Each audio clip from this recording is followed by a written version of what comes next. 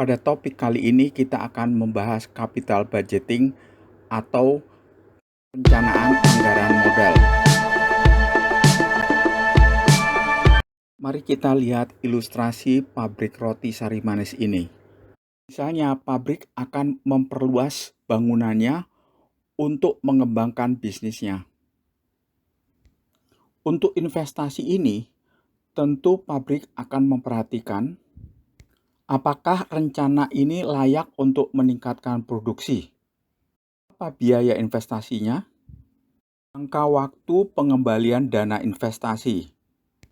Sehingga berapa pendapatan tiap tahunnya? Apakah pendapatan tersebut dapat memenuhi kriteria pengendalian dana investasi? Nah, pertanyaan-pertanyaan tersebut akan kita bahas berikut ini.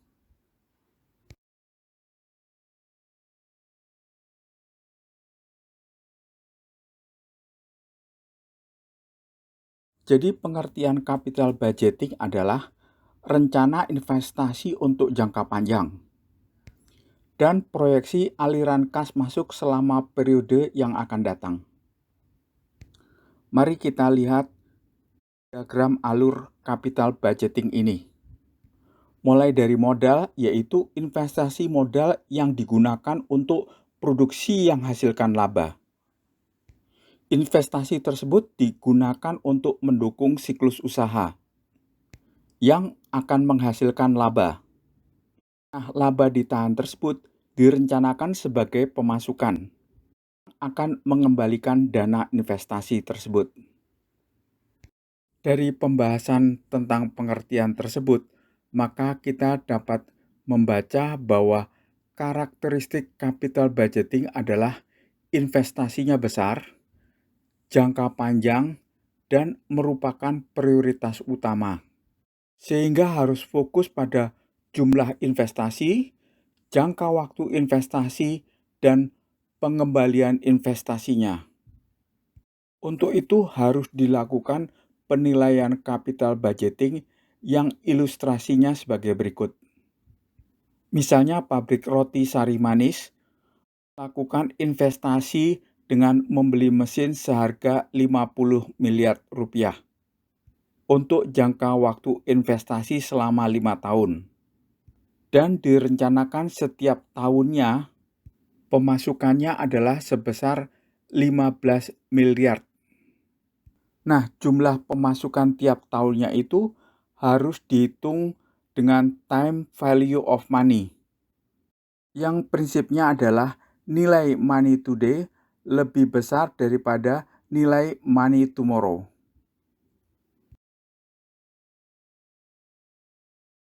Mari kita bahas tahapan capital budgeting. Tahap pertama adalah ide atau gagasan suatu proyek atau investasi. Tahap kedua adalah menentukan biaya atau nilai investasinya. Tahap ketiga adalah menentukan struktur modal atau capital structure. Tahap keempat adalah menentukan biaya modal atau cost of capital. Salah satunya adalah dengan membandingkan dengan bunga deposito bank. Tahap kelima adalah memperkirakan aliran kas atau cash flow yang diharapkan dari investasinya, termasuk nilai akhir aktiva tetap yang dibeli. Tahap keenam adalah estimasi risiko dari aliran kas investasi. Berikut mitigasi risikonya.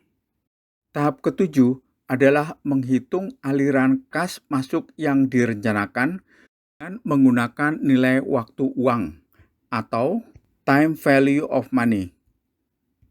Tahap ke-8 adalah mengevaluasi kelaikan investasi dengan memperhatikan nilai sekarang dari aliran kas yang direncanakan dibanding dengan biaya investasinya. Total nilai pemasukan kas harus lebih besar dibandingkan dengan biaya investasinya. Selanjutnya kita bahas metode evaluasi kelayakan investasi.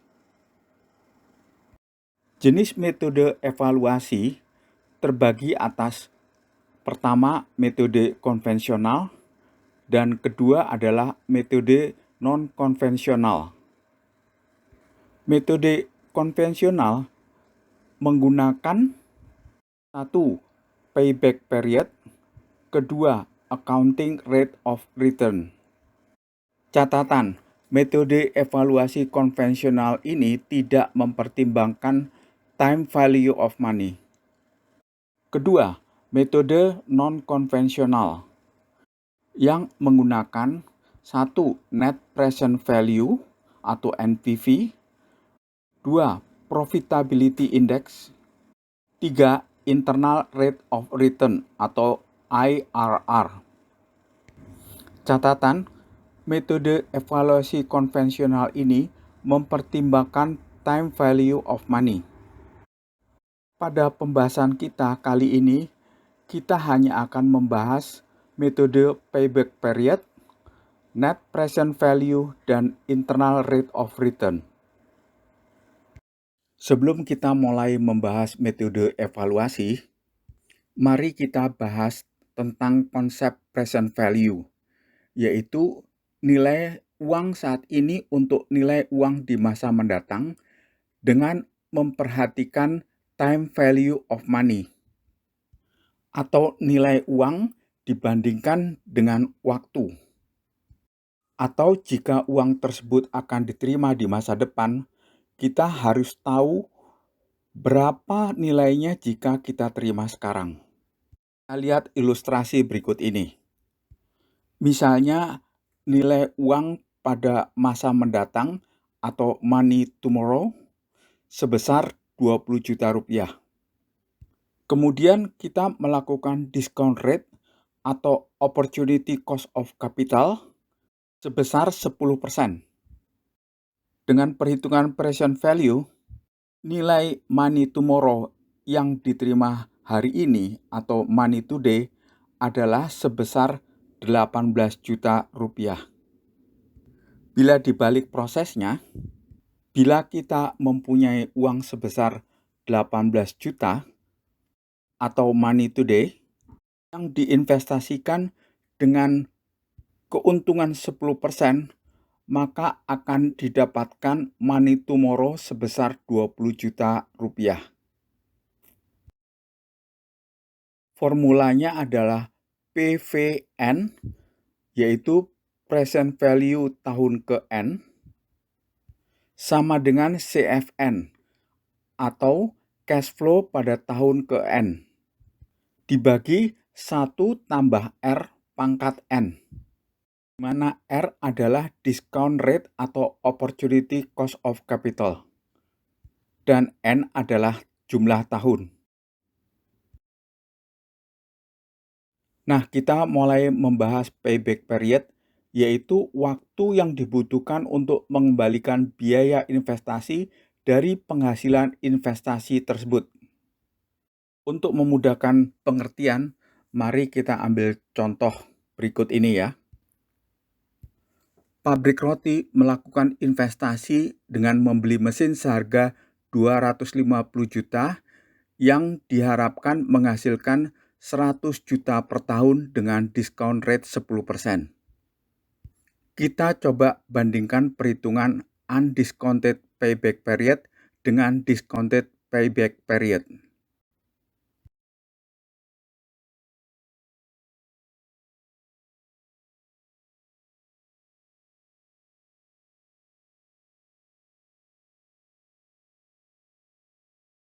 Perhitungan undiscounted cash flow pemasukan, yaitu perhitungan arus kas masuk atau cash flow pemasukan tanpa present value. Untuk itu kita lihat tabel berikut ini yang kolom-kolomnya terdiri dari pertama, tahun, kedua, aktivitasnya, ketiga, undiscounted cash flow pengeluaran dan pemasukan. Kolom keempat adalah akumulasi pemasukan yang sama dengan pemasukan tahun berjalan ditambah pemasukan tahun sebelumnya. Kita mulai dari tahun ke-0, yaitu aktivitasnya adalah pengeluaran. berupa investasi sebesar minus 250 juta rupiah. Diberi tanda minus karena berupa pengeluaran. Pada tahun pertama pemasukannya adalah sebesar 100 juta rupiah yang ditulis dengan plus 100 dan akumulasi pemasukannya dicatat plus 100. Kemudian pada tahun kedua aktivitasnya adalah pemasukan tahun kedua sebesar plus 100 juta dan akumulasi pemasukannya sebesar plus 100 juta ditambah dengan pemasukan tahun 1 sebesar 100 juta rupiah. Sehingga akumulasinya adalah sebesar 200 juta rupiah. Demikian seterusnya untuk tahun ketiga dan keempat. Kita lihat pada tahun ketiga, akumulasi pemasukannya sebesar 300 juta, yang artinya sudah melebihi pengeluaran investasinya sebesar 250 juta. Jadi payback-nya adalah di antara tahun kedua dan tahun ketiga. Kemudian kita hitung undiscounted payback period-nya sebesar 2 ditambah 250 dikurangi 200 dibagi 100 dan hasilnya adalah 2,5 tahun. Pada discounted cash flow pemasukan, perhitungan arus kasnya dengan menghitung present value. Kita lihat tabel berikut ini yang kolom-kolomnya terdiri dari tahun, aktivitasnya, pengeluaran dan 10% discounted cash flow pemasukan, dan akumulasi pemasukan yang sama dengan pemasukan tahun berjalan ditambah pemasukan tahun sebelumnya. Kita mulai aktivitasnya per tahun.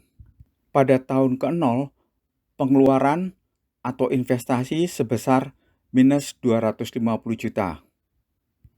Pada tahun pertama, pemasukan tahun pertama adalah 100 juta, tetapi setelah dilakukan discounted, maka nilainya adalah plus 91 juta. Dan akumulasinya sebesar plus 91 juta. Pada tahun kedua, pemasukan tahun kedua sebesar 100 juta rupiah, tapi setelah didiscounted menjadi plus 83 juta rupiah. Sehingga akumulasi pemasukannya adalah sebesar 83 ditambah 91 sama dengan 174. Demikian seterusnya untuk tahun ketiga dan tahun keempat. Kemudian kita lihat nilai investasinya adalah berada di antara pemasukan tahun ketiga dan tahun keempat. Kemudian dihitung discounted payback period-nya adalah 3 ditambah 250 dikurangi 249 dibagi 68 sama dengan 3,015 tahun. Jadi payback period-nya adalah sekitar 3 tahun.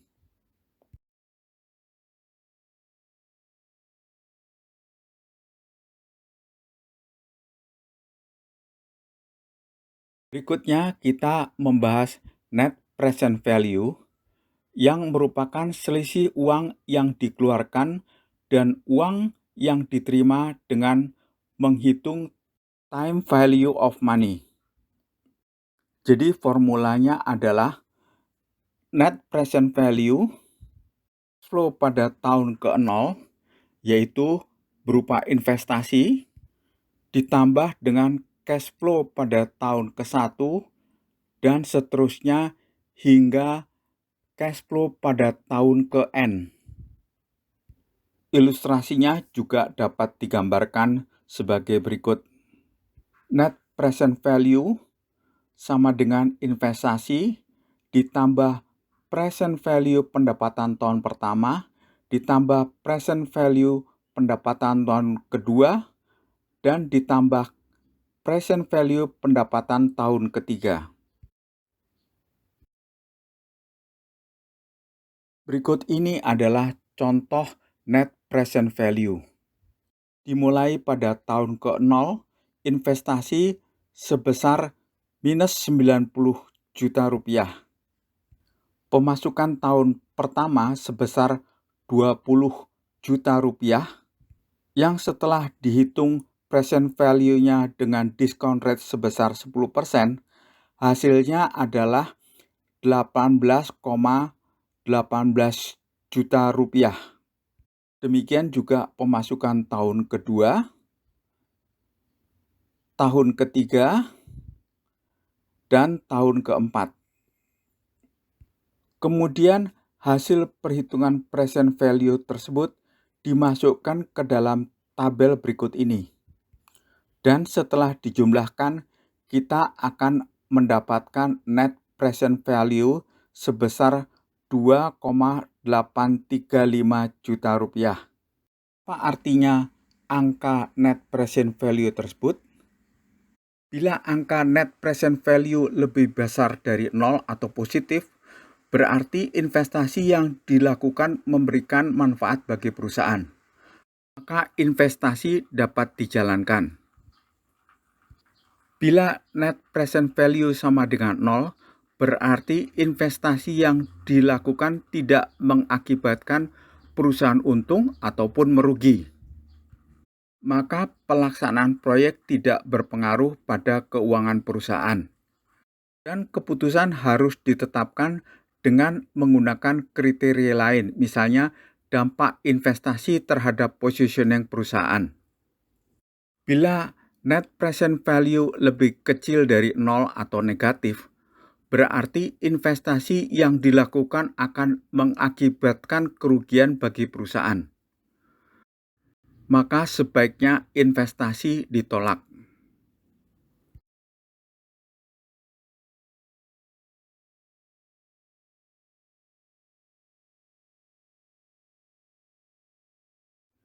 Kemudian mari kita bahas internal rate of return atau IRR. Yang pengertiannya adalah metode perhitungan investasi dengan menghitung tingkat bunga yang menyamakan nilai sekarang atau present value investasi dengan nilai sekarang atau present value dari penerimaan kas bersih di masa mendatang. Atau formula sederhananya adalah net present value sama dengan total present value pemasukan dikurangi present value investasi sama dengan 0. Formulanya adalah internal rate of return sama dengan discount rate terendah dikalikan net present value pada discount rate terendah dibagi jarak NPV pada discount rate terendah dan NPV pada discount rate tertinggi. Dikalikan discount rate tertinggi dikurangi discount rate terendah.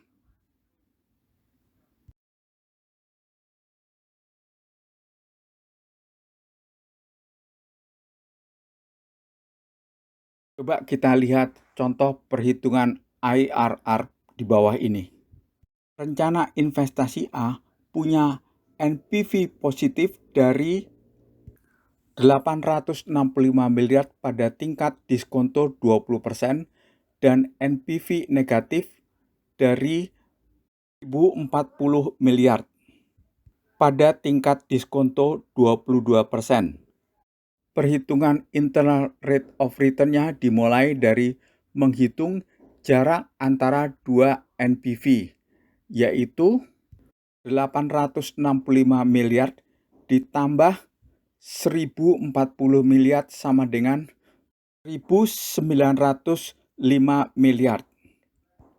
Dengan rumusnya, kita menghitung internal rate of return, yaitu discount rate terendah sebesar 20% ditambah NPV pada diskon rate terendah sebesar 865 miliar dibagi jarak antara dua NPV yaitu sebesar 1.905 miliar dikalikan diskon rate tertinggi yaitu 22% dikurangi diskon rate terendah yaitu 20%. Dan kita dapat hasilnya sebesar 20,91%.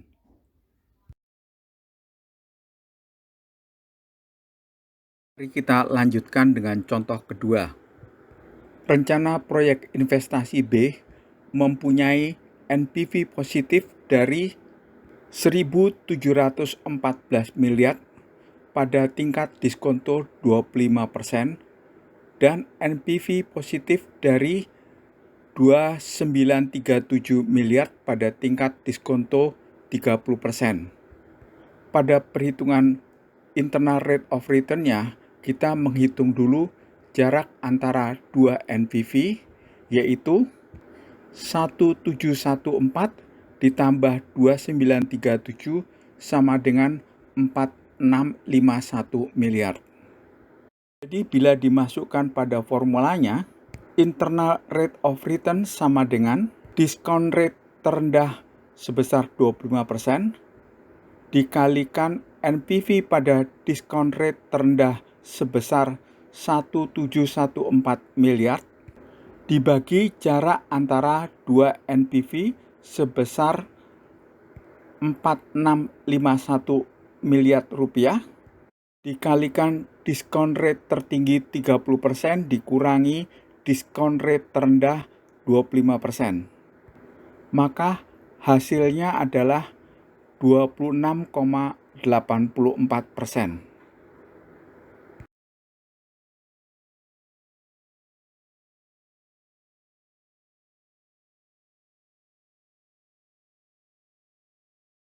Untuk menghitung internal rate of return, kita dapat melakukan secara lebih sederhana.